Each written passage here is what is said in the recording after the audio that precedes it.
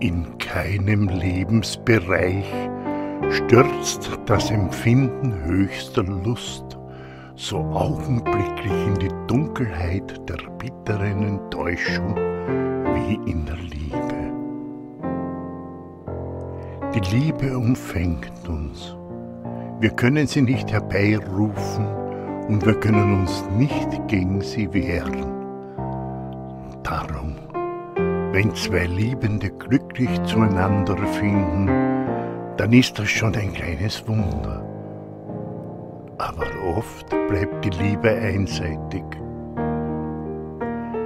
Wie wenn dies eine Selbsttherapie wäre, drücken einfühlsame, harmonische Melodien und lyrische Texte diese tiefen Emotionen aus. In dem folgenden Lied erkennt ein Liebender, dass er nur als Lückenbüßer der Gunst seiner Partnerin diente. Das Lied Crazy wurde von Willie Nelson geschrieben und wurde vor allem durch die Interpretation von Patsy Cline berühmt. Zum Durchdrehen, so lautet die Interpretation im Wiener Dialekt. Zum Durchdrehen.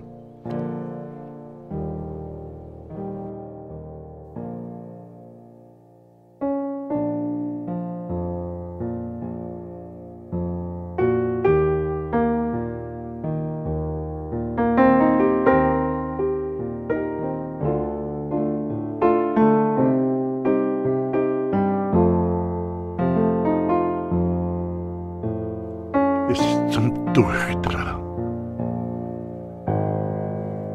Durchdrehen, weil ich so allein bin. Es ist zum Durchdrehen. Durchdrehen, weil ich traurig bin. Ich glaube,